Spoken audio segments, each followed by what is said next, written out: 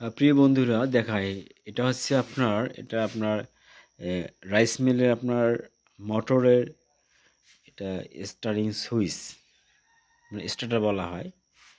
আপনার এই লালটা চাপ দেবেন মোটর চালু হবে।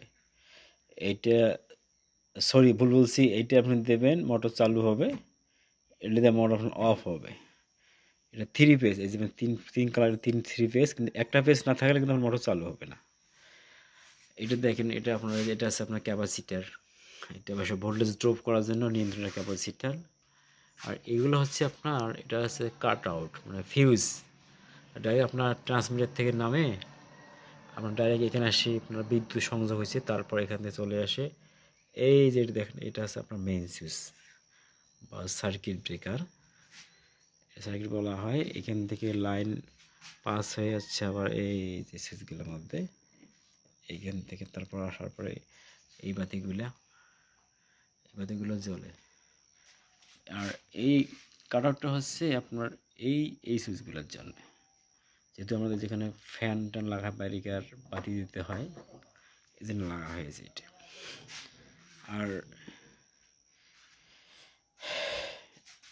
এটা হচ্ছে আপনাদের এই যারা ভেজা চাউল বা ধরেন যে আপনার নাস্তার গুঁড়া যে বলা হয়, নাস্তার গুঁড়া বা নানান ধরনের যেগুলো ভাজা ভাজা চাউল, সে ভিজা চাউল, এগুলো এখানে এই মেশিন দিয়ে ভাঙানো হয় এটা। আর এটা হচ্ছে আপনাদের এই যে ভুট্টা ধান পাতান, এগুলি আপনার যারা গরু খাদ্য তৈরি করেন তাদের জন্য এই মেশিনটা তৈরি করা, তার জন্য এই মেশিন দিয়ে কাজ করানো হয়। আর এটা হচ্ছে মোটর এই সাইড দিয়ে আমরা কিন্তু এই দেখেন ধান ভাঙাই। আর এই এই মোটরের এই সাইডটা দিয়ে আমরা কিন্তু এই বেলগুলো লাগে,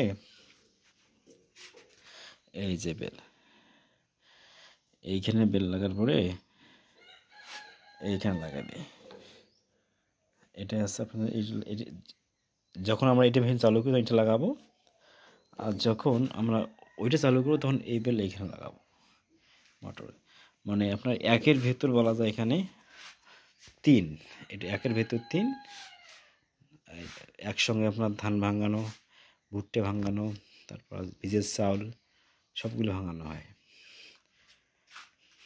ঠিক আছে বন্ধু, ভালো থাকেন, আল্লাহ হাফেজ।